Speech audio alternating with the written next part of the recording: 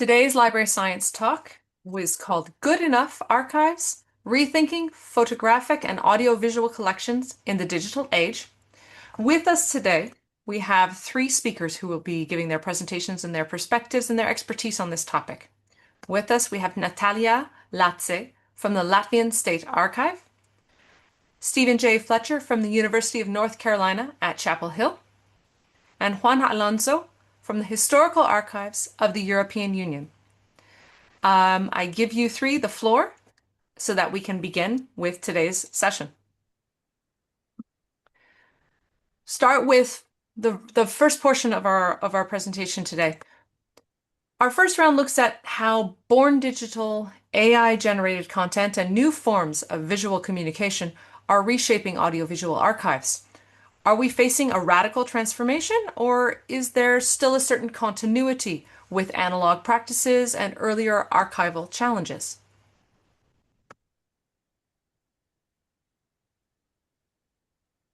I will give the floor first to, I believe, our first person who will speak on this topic is Stephen, who will begin with this topic for us.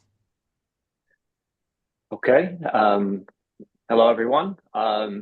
Just a tiny bit about me that's important to keep in mind is that my role as a photographic archivist is primarily one of curatorial as opposed to archival processing. So my perspective is more on terms of collection development and collection outreach, meaning bringing in new materials, curating exhibitions, public presentations. We have on staff, we do have someone who does the arrangement and description of archival collections, and we do communicate, but my primary role is the former and not the latter. I think there is a continuity that's going on. While there are radical changes and radical shifts going on, there's also a retro movement back into film. I don't know how it has manifested itself in Europe, but we have things like film cameras being reissued by some of the camera manufacturers. There's the resurgence in darkroom work and all that. So that is what we all thought was going to be gone is coming back, and so we're going to need to stay in tune with that. The other reason I think there's a continuity is because there's still whether it's digital or film, there's still that primary use of a camera to generate an image. The image is created for certain purposes. We get these photographs later on, and they're used for different purposes. And everything that we do is geared around that basic premise of we have these materials that people want to use them. So I think it's more of a continuity that has to address changes in technology. But there have been changes in the technology since 1839, and there will continue to be. Yeah, I completely agree with you, Stephen. But from the perspective of National Archives of Latvia, I have to say, speaking specifically of AI production, we have not yet received a large amount of these images into archive. And that is probably mostly because of the time gap in archival acquisition, because the records from the public institutions usually come to archive with at least 5 years delay after their creation, but from the private funds, sometimes even after 20 or 50 years after their creation. So for now, we are having many analog photographic and audio documents coming to archive, but during the last years we have more and more also born digital audio documents, and there I have to say that we have quite important gaps, especially in the early 2000s, because this is the period when in Latvia social platforms become more widely used from different individuals. People started uploading their photographs online. We had more accessible digital cameras and also mobile phones. And in many cases, these digital platforms no longer exist, but we receive these documents. And I have to say that sometimes they're not the best quality, and these collections are very chaotic. So we have to make different decisions than we are acquiring analog documents. And of course, we can use different technical tools that has become very important in our daily workflow.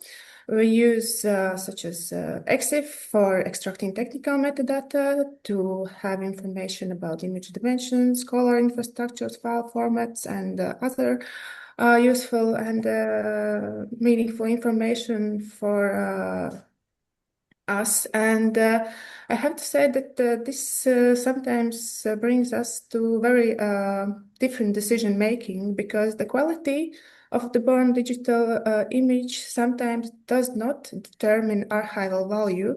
Because if you have one image in really low resolution, but it's the only surviving image of some important event or person or something that's very relevant to our history, of course, we may still consider preserving it. When we are working with analog documents, it's more easily to see in this acquisition process.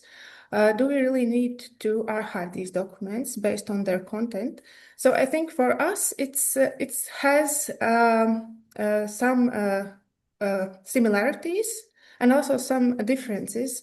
And there I have to say that these decisions needs to be made specifically for each collection that arrives in our archive. Hi. Yes, well, I agree also that there are similarities and differences. But for me, the biggest difference is the production. So if we compare the production of the present and the past, the difference is huge. So in 2023, there was a production of 5 billion digital images per day, plus 41 million AI generative images. So this is a lot. This is massive. And I remember, well, I was witness of this change in 2004. I was working in a photographic shop while I was working. I was studying information science.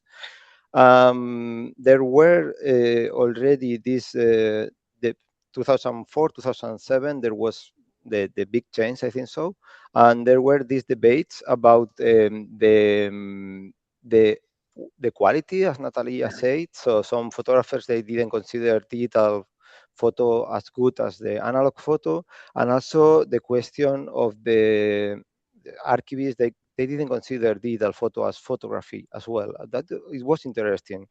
And also the question of cost, because the business in this photographic shop was the developing film rolls, and the cost was 3 euros more or less each roll, plus the copies. So there was a business there, and then it switched. So people came to the shop with these memory cards containing 500 pictures maybe, and then they say print all of them.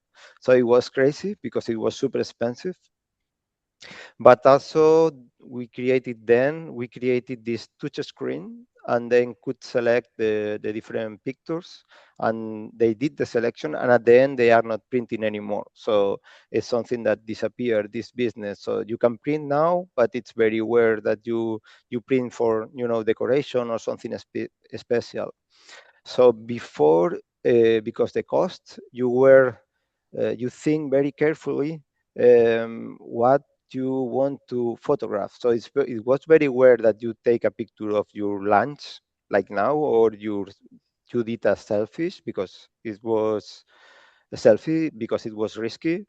So also when we were covering weddings, we were very careful with the light and the flash and so on to avoid mistakes.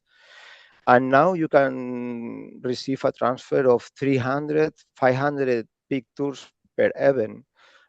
Some of them are duplicates or overexposed. So this creates new archival problems from my point of view. This happens because it's cheaper in terms of production and visualization, but we cannot preserve everything. So we don't have resources. There are duplicates. It's a question of ethics as well, a question of environmental impact as well, priorities. So I think also one important regarding the historical archives of the European Union, what we did is we created criteria to select historical collections, select images from our historical collections based in aesthetics and content. But also one of the questions that I have is who should make the selection in digital environments, no, in contemporary production? Should be the archivist or should be the photographer, the curator, the creator? Because we all know that the good digital preservation management starts before the creation of the document. Yeah, I can. One of the things that just a real quick reply to that last point that Juan made is that I'm a big fan of something that was called Paradigm. It was a research project and work that was done in the UK several years ago. And one of the nice things about it is that it gives you 6 different ways to approach the collection of digital documents and records. And that there isn't, it goes back to the overall theme that I've learned many, many years in archives, which is it depends. And so you're able to tailor the given situation that you're confronted with working with the record creator in terms of being involved very close up front, coming in after the fact, and the pluses and minuses of these various approaches. And so it's a good thing to consult. I'll try to drop a link into the chat so that folks have access to that. But it's a good point to start. That's where we started several years ago, and I still think it's a viable document, even though the project is no longer current. I think this outlines a very important thing, that it's necessary to have these carefully developed collection policies, metadata policies, and transfer requirements for every archive, library, or other institution. And in National Archives of Latvia, we have developed 2 workflows, but not based on the form of the photographs or audiovisual documents, based on the institution or individual who are transferring these documents to the archive. So as a government institution, we have all the legal basis to define which documents should be preserved by other government institutions.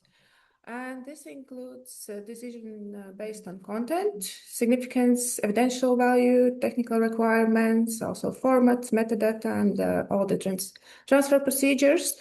And in such cases, all the documents arrive in our archive already described based on these requirements. And we as an archive need to ensure this technical infrastructure for the transfer of these documents, preservation and access. But on the other hand, we receive a lot of documents from private individuals or private institutions. And these documents are often transferred voluntarily and without any compensation. And in such cases, archive does not have the same legal basis, or in many cases, the same practical possibility to demand a specific file format, detailed descriptions, and all the other necessary information about the metadatas. And to be honest, we are often simply glad that these documents come to archive at all and are not lost. So these collections that comes from the private individuals often are very unique, historically very valuable, but they are so poorly documented and very chaotic. So this is where the limits of applying the best practices become very visible. We cannot start always with this ideal format, ideal documents, and sometimes we need to take all this case by case. So I think also referring to the title of this talk, good enough practices does not mean lowering your professional standards. I think it means more adapting archival standards to reality of the documents and reality of the archive, because I think we also need to take into context historical context of each country where we are working. Because, for example, in Latvia, all these digital cameras and digital possibilities came some years later than, for example, in the rest of the Europe. And it also affects the collections, not just the content, but also the quality. So we need to be very flexible. We need to have this knowledge about technological developments, about all the historical events. And it's very complex. So as we are trying to use more and more technological and also AI, about which we will spoke later, I think the archivist who is overseeing this all procedures are still the main character in this process. So I think. Sorry, I got lost. I can speak about this many hours, but yes, I think it's very important to have this flexibility in decision and speaking about born digital and also AI created documents. Yeah. Do you want me to say something, Catherine, or do you want to pass Go to ahead, go ahead, because there's a nice segue built in there, but please go ahead. Okay, I will be quick. So, no, our experience in the historical archives of the European Union is that when we deal with historical collections, normally with photographic, audiovisual, normally we have troubles to find, for the description, we have a lot of pictures, there is no selection, there are no contracts, we don't know the author, we don't know the date, the location, and so on. And what we are trying to do now with digital contemporary productions, working with the European agencies and creating guidelines and so on, is to train the communication departments just to avoid these mistakes in the present and in the future. So we train them like something very simple. Please, when you contract someone, external photographer, he should follow, or he or she should follow these procedures, these selection procedures, so we don't receive 500 pictures. And he or she should embed this metadata because we need the basic information, and you should keep the contract. This kind of stuff. So we are becoming more proactive, like more record management, let's say, than custodians in this sense, because we think that with Born Digital, you should work differently. That's it. Particularly those last two comments set up the next round as well, because when we're talking about formats and workflows and preservation decisions, these are shaped not only by what you receive, by also the limited resources as well as rapid technological change. So is there a consensus on how the materials should be selected or preserved? And even when standards and best practices exist, is it always possible or desirable to apply those to all these contexts? Okay. So I will start like now. So from my experience, which I started years ago, I think there was a consensus in photographic archives at the beginning when we started digitalization and so on, and everyone agreed that TIFF was a good format for long-term preservation, and JPEG a good format for dissemination. Because it was free, uncompressed, and there was the specifications were published and so on. So it's still a good standard. And some scanners didn't have the possibility to digitalize in RAW format. The thing is that if you are a photographer or an agency or an archive more focused in production, you might be more interested in the RAW format, and because you are more interested in reutilization, and RAW format is the digital negative, let's say. First, you have more capacity of processing, and second, it's lighter than TIFF. So one camera of 50 megabytes gives a raw of 50 megabytes, and but a TIFF of 100 megabytes. So it makes sense to keep it, but RAW is a proprietary format, so it's risky as well. Even that now we can see that there is this initiative, the DNG from Adobe, that it's trying to create an standard, an open RAW, open standard. There are even historical archives that they are switching to their master file is raw, even if it's a proprietary format, because they are thinking in the future. So it's up to you, to your institution. So the consensus is not anymore there, I think so. There are cartographic institutions, for example, that they prefer the JPEG 2000, and it's changing, I think so. And the thing that worries me the most is the video, because in video you have different, there was no consensus. There is no consensus, and there are a lot of containers, codecs, proprietary codecs. As Natālija said before, you can receive videos from phones and so on. So what you should do, here the problem is that 1 minute of uncompressed video is 1 gigabyte more or less, and we are some archives, they have only 100 terabytes of the capacity of storage for digital preservation, professional digital preservation, unless you are a broadcasting archive. So this is something that could be tricky. What should we preserve? Should we preserve if, for example, if we do a corporate video for CERN, for example, should we keep all the final video only, or should we keep the video with the clean master without subtitles, without audio 1, audio 2, audio 3, because we want to do a reutilization in the future? Should we keep all the clips or only the sequence of Premiere? So I think it's important to create appraisal retention schedules as well.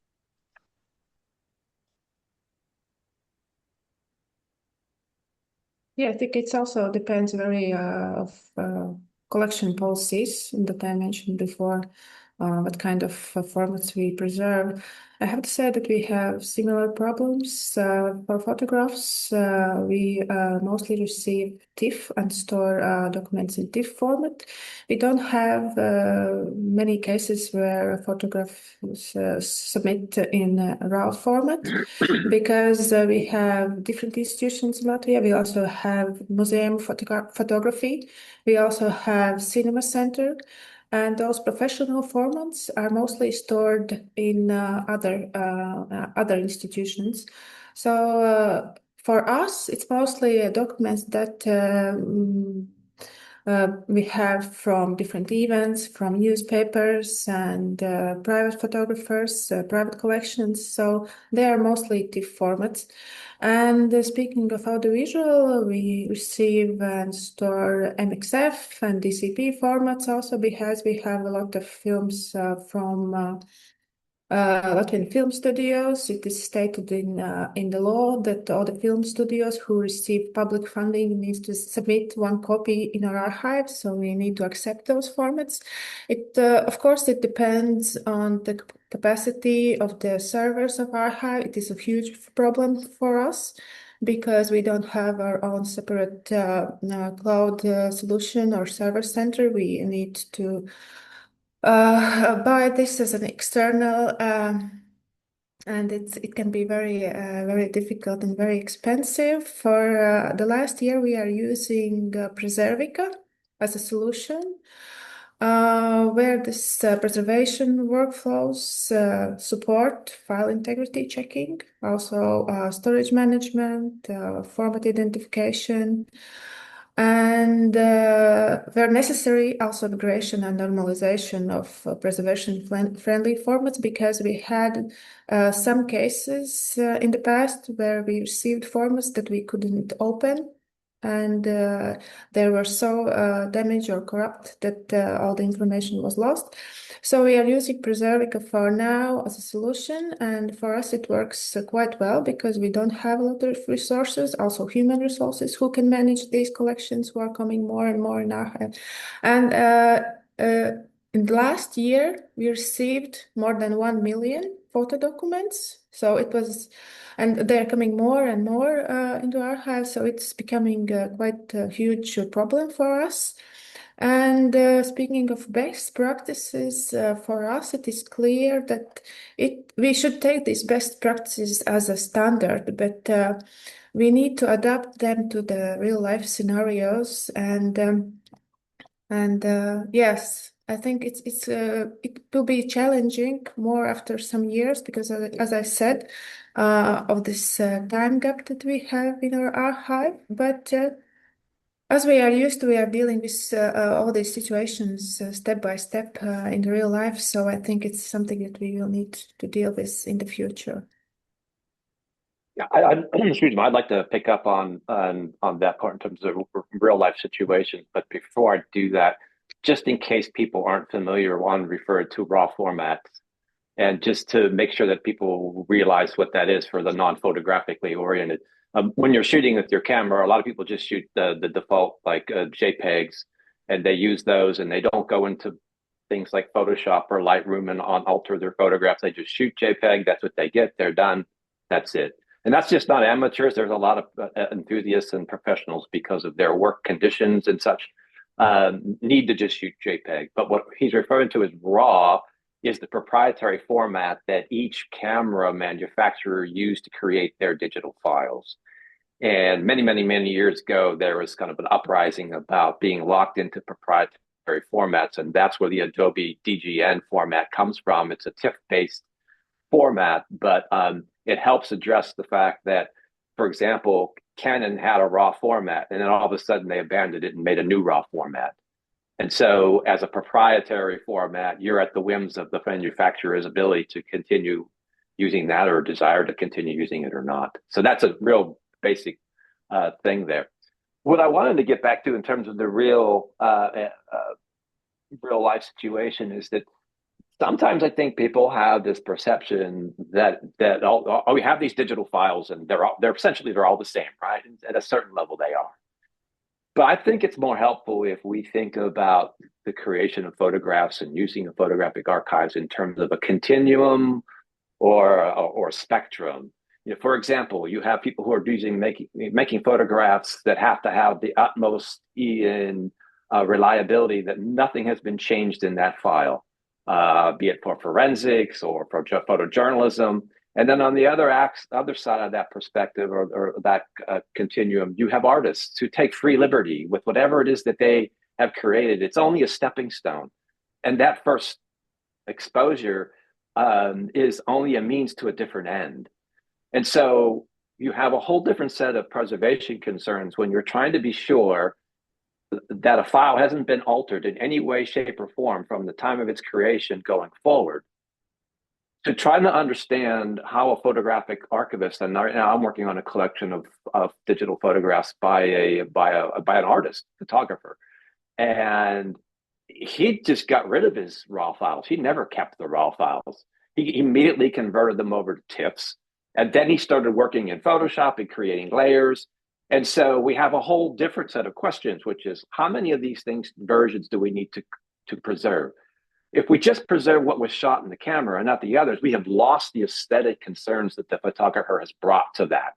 And how do we show how that photographer's thought about that base image has changed over time? Because I've seen examples of how this photographer presented a digital file to us, and I saw it in a book that would have been published 15, 20 years later, and the image quality in terms of the tonalities and what he emphasized and de-emphasized was completely different. And so it comes back to that it depends thing again. We need to have these sort of standards and professional, concerns, but we have to bring them to bear on the particular situation that we have in front of us. And a lot of photographers these days too they're not just photographers. They're shooting photographs, but they're also doing video. And so what are the relationships that were that might exist between the digital photographs and the digital video that was shot? So there's all these levels of complexity that I think it's helpful to bring a mindset to when you're looking at collections on a case-by-case basis, as was mentioned before, that we take into considerations that there isn't just one workflow. There isn't just one way of approaching how photographers created and saved their photographs. And we need to take in the big picture, turning to our standards and our professional experience and adapting that to the particular situation that we have in front of us.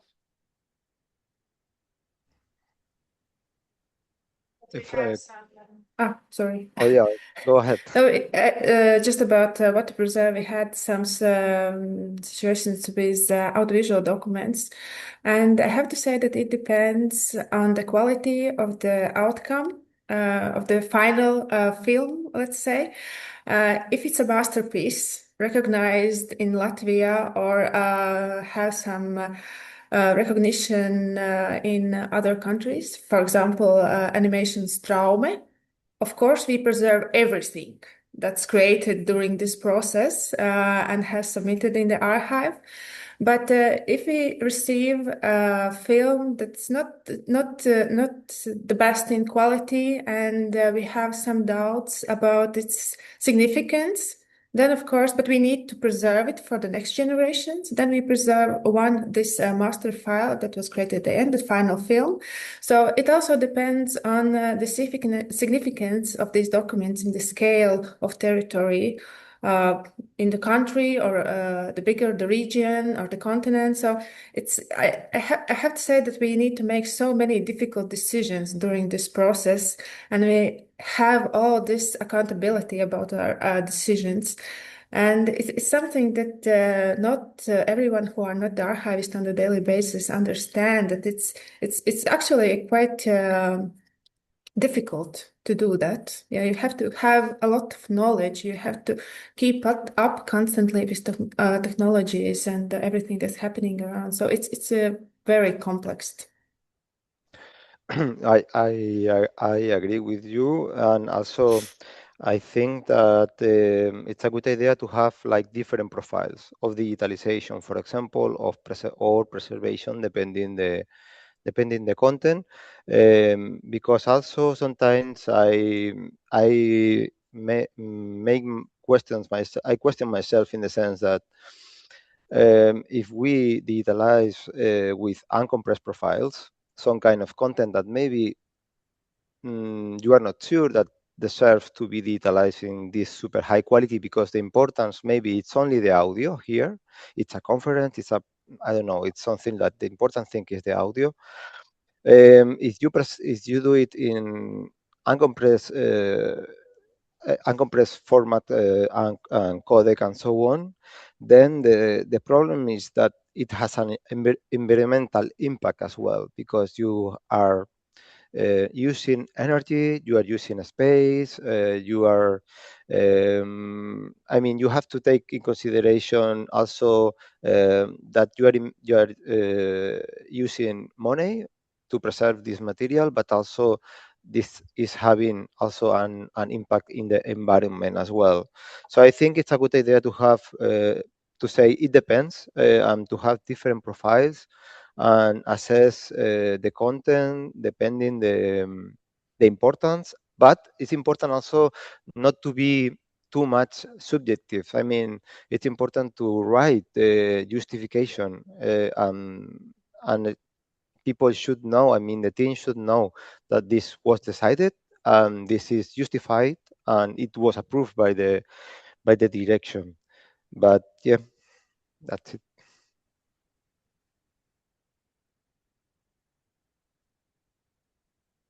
This can kind of feed into another round of questions, which is, to what extent can technology support archival work? And where does the human expertise, institutional structures, critical decision making remain essential? And to what extent can the tools, the up and coming technologies and tools, become as instrumental in the decision and the process?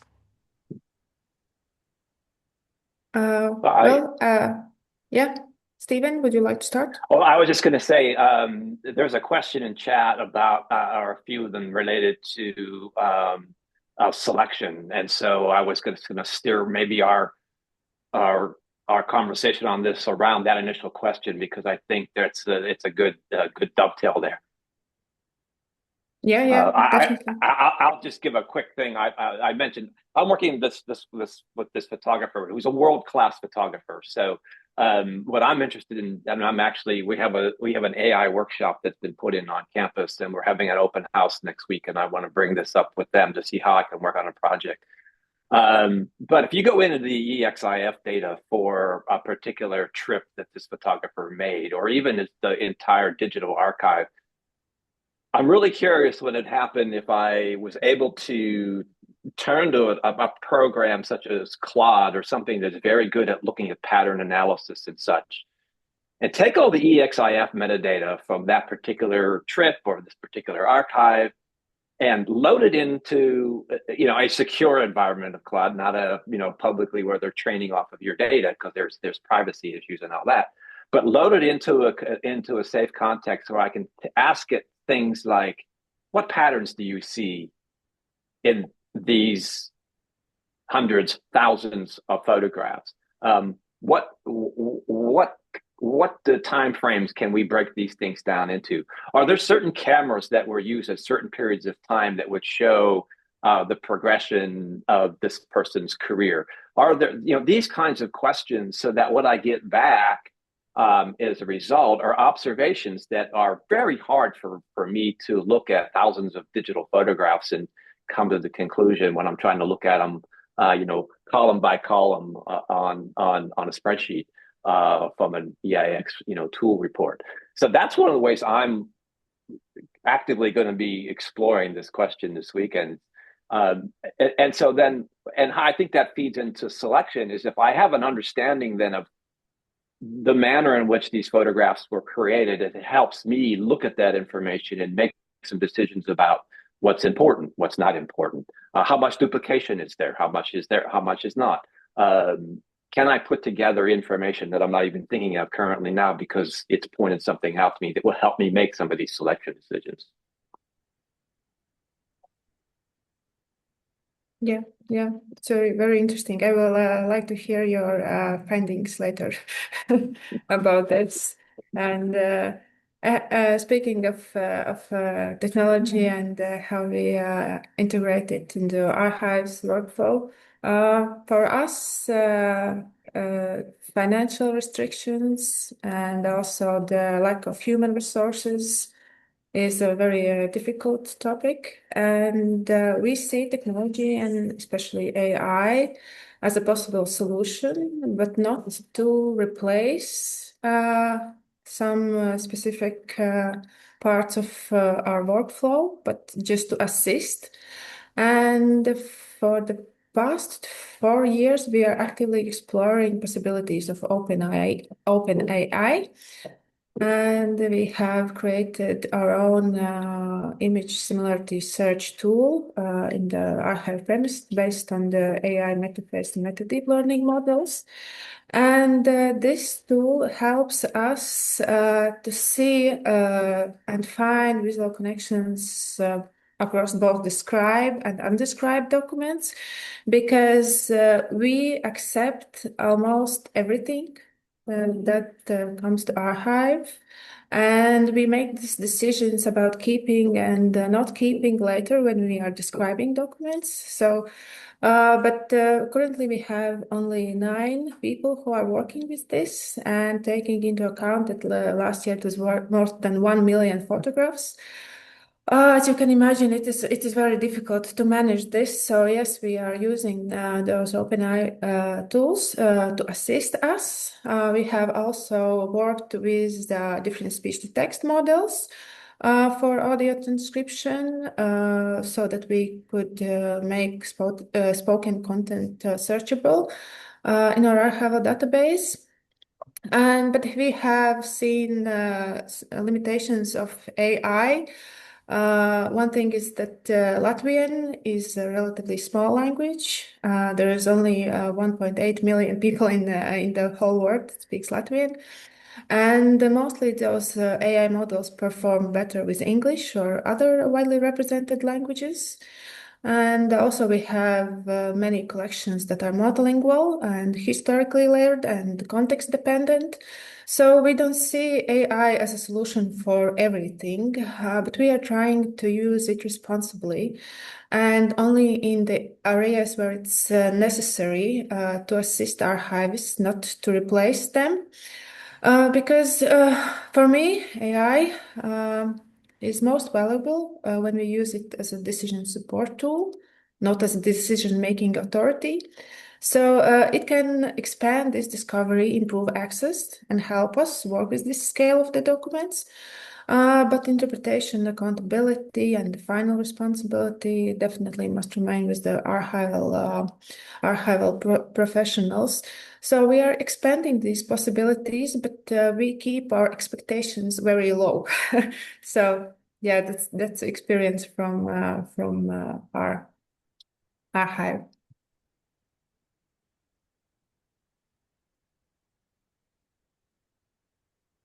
So I will talk now. So regarding the technology, well, I think it's something that we cannot ignore anymore. And also, when you manage audiovisual items, audiovisual files, we know that there are software which is very optimized for this kind of items, right? So the MAM, the media asset management systems, the digital asset management systems. Now other people they call them brand centers and so on.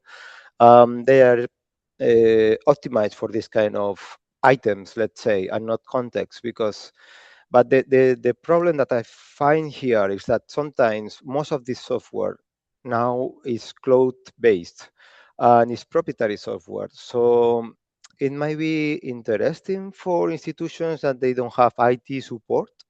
Maybe they only want some nice web output and used to manage, and they are working not with video but maybe with only light versions. So because if not, the cloud storage, it will be very expensive. Then you will pay maybe, I don't know, 60,000, 80,000 euros for the software. Then the maintenance, and this software normally is very rigid, so you cannot change it too much.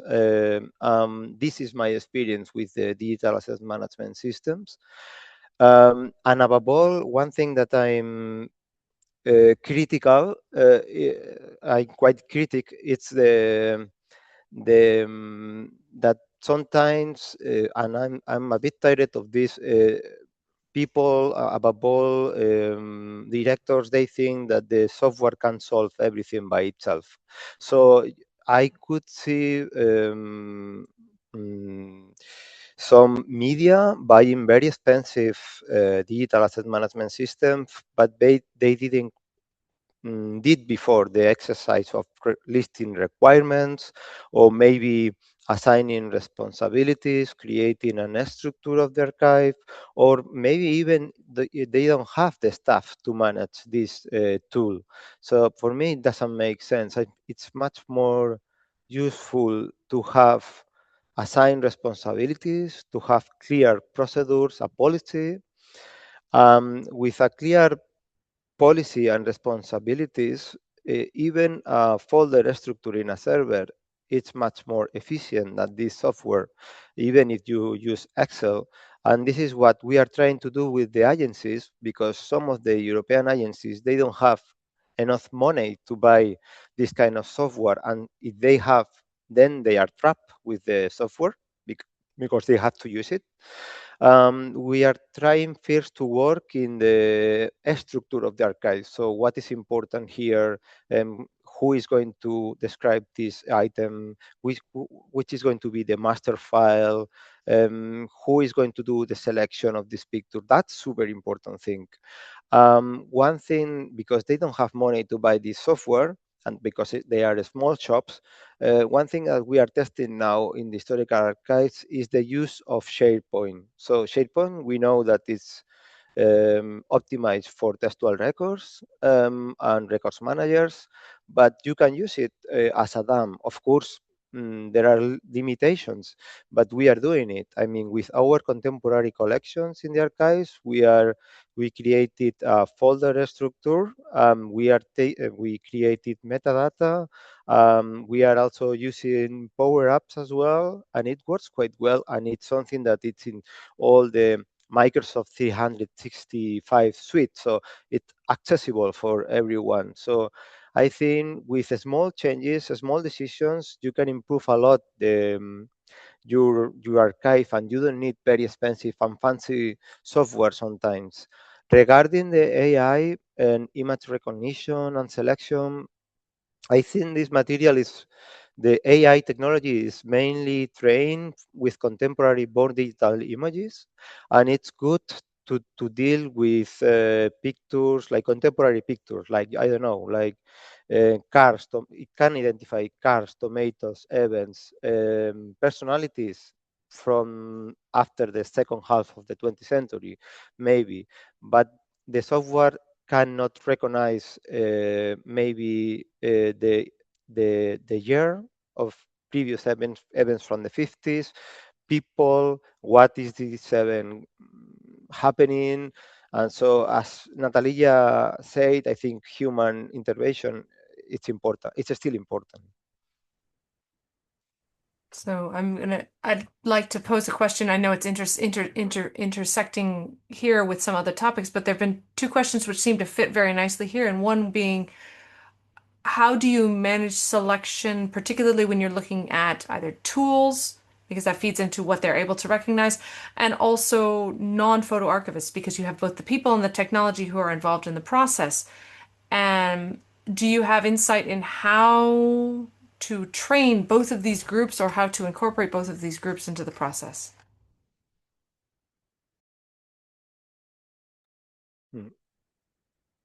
Stephen, you are mute.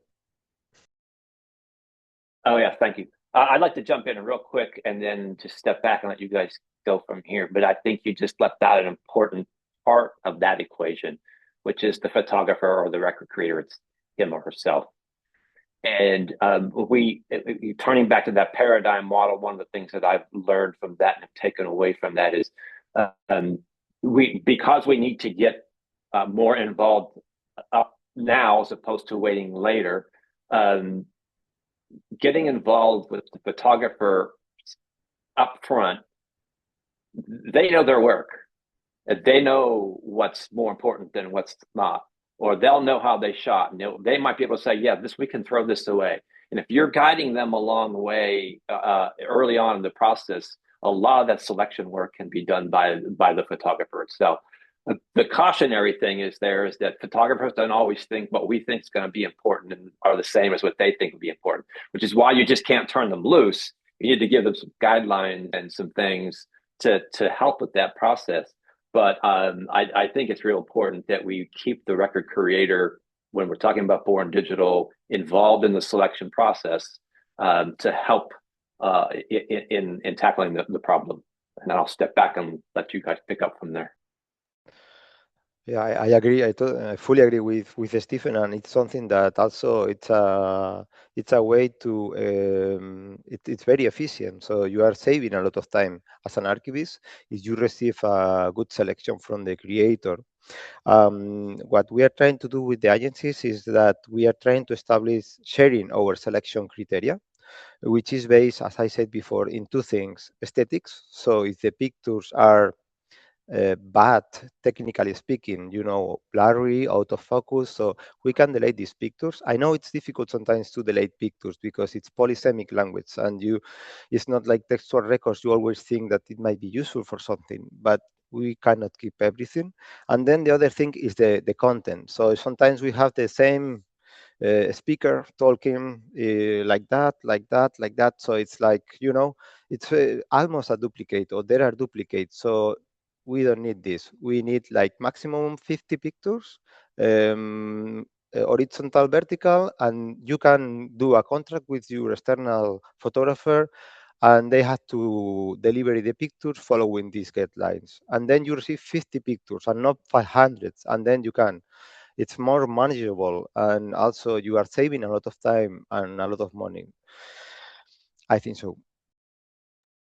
Yes, I completely agree with Juan and Stephen, but I can say that we had some situations with photographers where archivists and photographer had different understanding of the meaning of the photographs. So for example, the archivists think that these photos are good because they have historical value. The content is significant. But the creator says like, no, this image didn't turn out so good, so it will be better for me if it will not be preserved. Maybe take this instead. So we had some difficulties with agreeing on what is important and what's not. And we had to make some decisions based on the content or the quality. But we are working very actively with local photographic groups, attending their events and also giving presentations, talking more about archive, what we do, and about the best practices. To give just information about how images should be preserved, also in their computers, how they need to arrange all these files and also keep all this content information because some of them are working as professional photographers for more than 30 years. And of course, those documents who are older are not so well documented and it's impossible to remember everything. And we are trying to do this working together with these communities. But at the end, it always depends on the willingness of this photographer, how he wants to cooperate with the archivist. So I had very interesting interactions because I'm an historian and I look at these photographs slightly differently than a photographer. So we need to have this discussion open. Just a quick note related with this, that sometimes we think about photos and videos and we think in the communication department, which is the mainly producer, but not all the pictures are produced to be published. So there are a lot of audiovisual documentation produced in cooperation projects, I don't know, in projects related with restoration work, administrative pictures.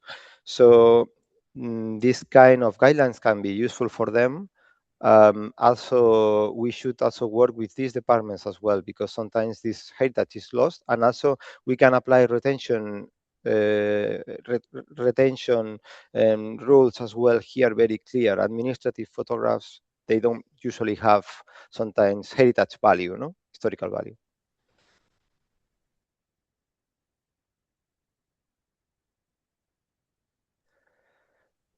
Catherine, if Well, you there's want, there's one question right now that just came in, which does tie into what you're saying is when you're dependent on some feedback from the content creator, have you ever received content that was AI generated without being told so? And if yes, does it matter in terms of how you archive it, whether it is archived, how it is processed?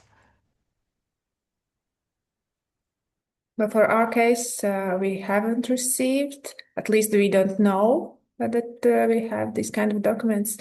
Our collection policies for now states that we don't collect these kind of images. So I don't know.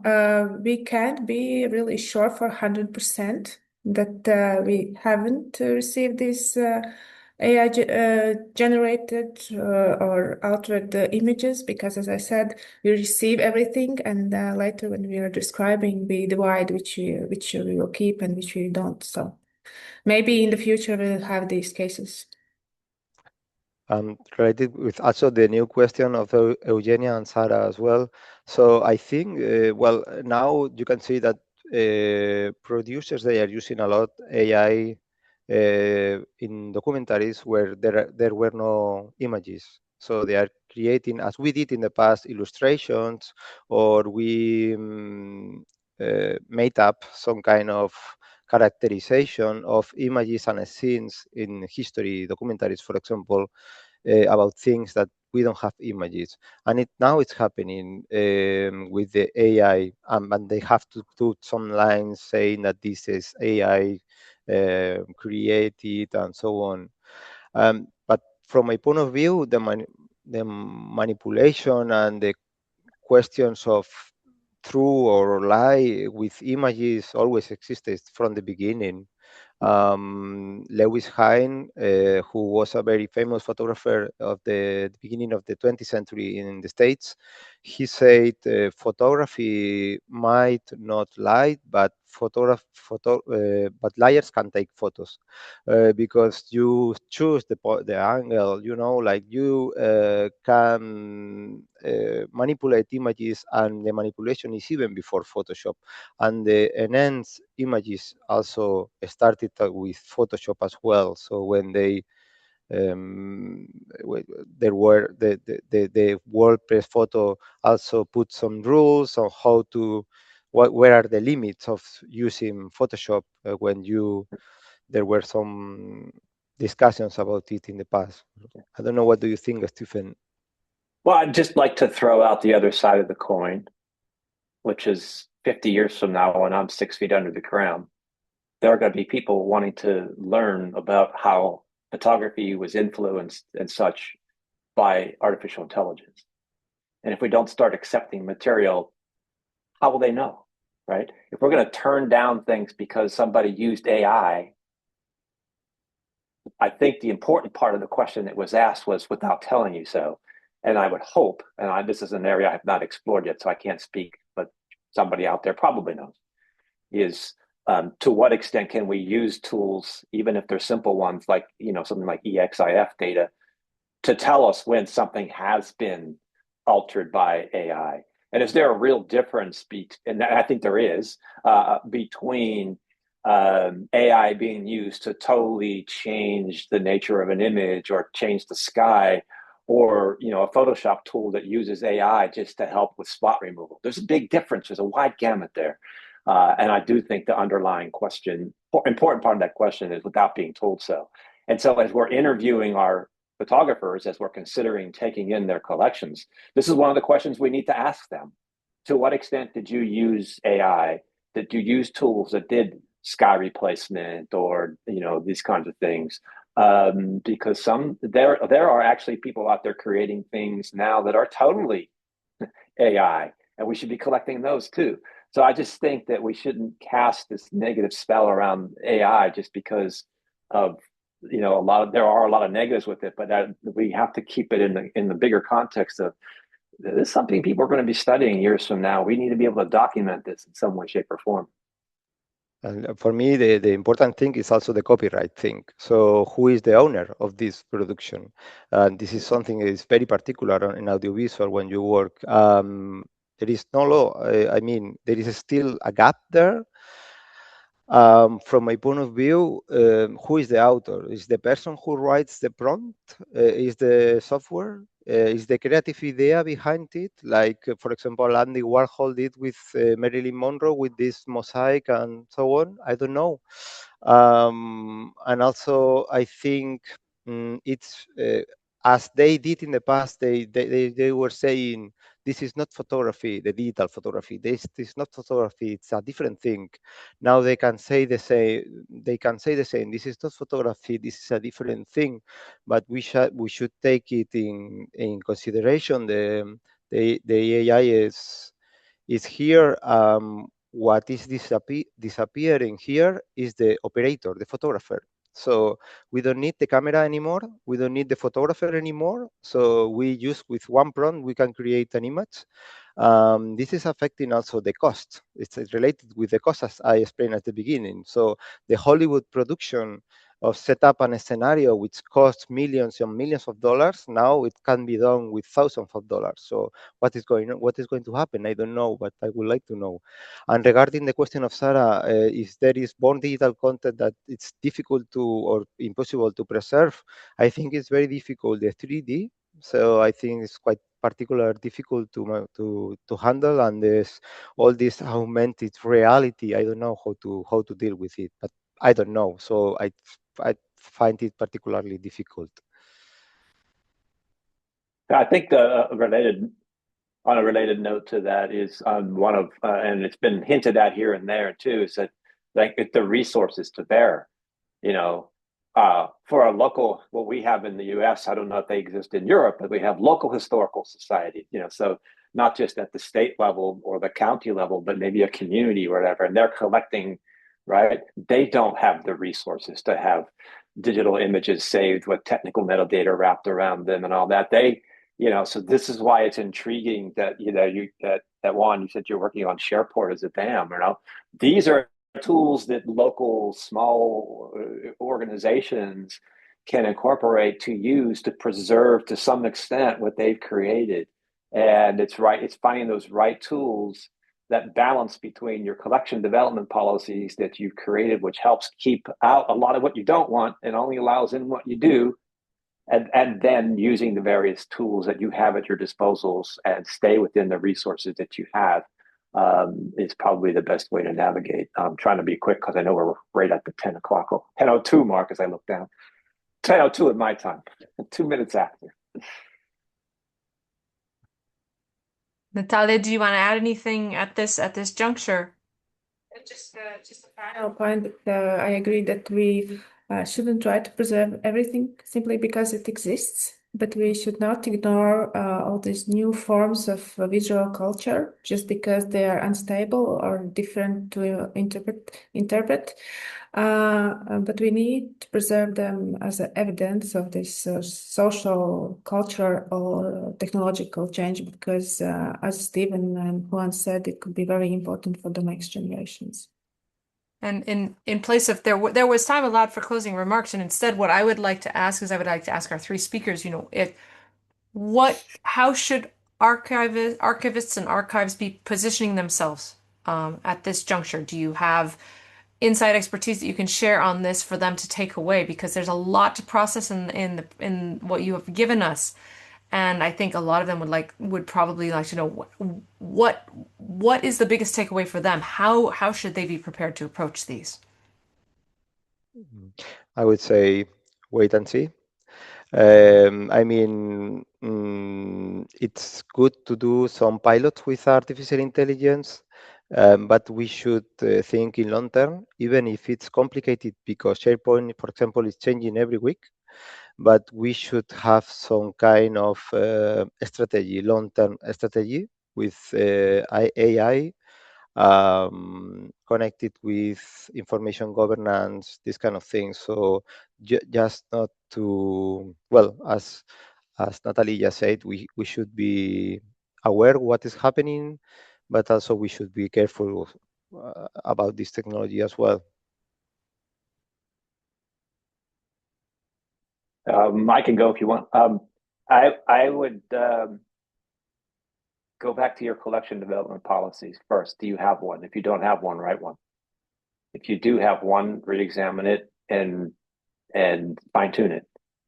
And then it won't cost you anything if you start developing relationships with record creators now.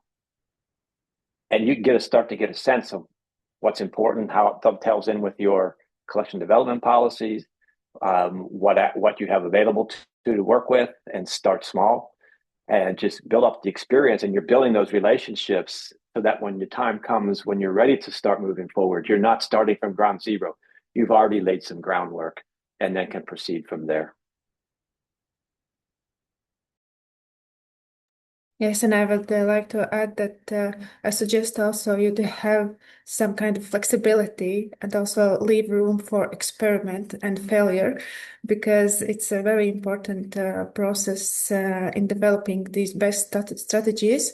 And also you need to know that you're not alone. We have many international organizations where you can seek for advice. Also ICA and our expert group of photographic and audiovisual documents. If you have some questions or difficulties, please contact us. We can maybe help you or suggest other organizations where you can ask for your questions. So please remember that you are not alone. We have very wide and I think very friendly archival community all around the globe.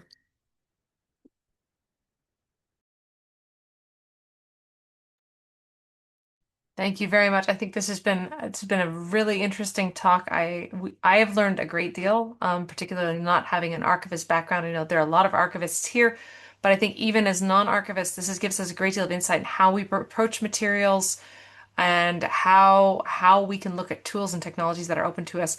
One really important takeaway was actually something that I got from the three of you even before we started, which is you can't wait until there's a perfect policy in place. You can't wait until the perfect tool has been decided. And I think having having professional network to draw upon, knowing resources, knowing tools, knowing who to reach out to is invaluable when you're starting out or even if you're making advances, because that sharing of information, that sharing of expertise can help support people even in that uncertainty. So I think that makes a really big difference. So I want to thank Juan, Stephen, and Natālija for your contribution today and for this presentation. It has been incredibly, incredibly interesting. I want to quickly let you know one last thing, which is that we will be having our next library science talk coming up before long on the 6th of June, 9th of June. And to let you know that we look forward to you joining us for this event. And we will very much appreciate your contribution and your participation for this. Again, thank you very much to Juan, Stephen, and Natālija for today. It has been an incredible, incredible panel. Thank you very much. Thank you so Thank much. you. Thank you very much. Bye.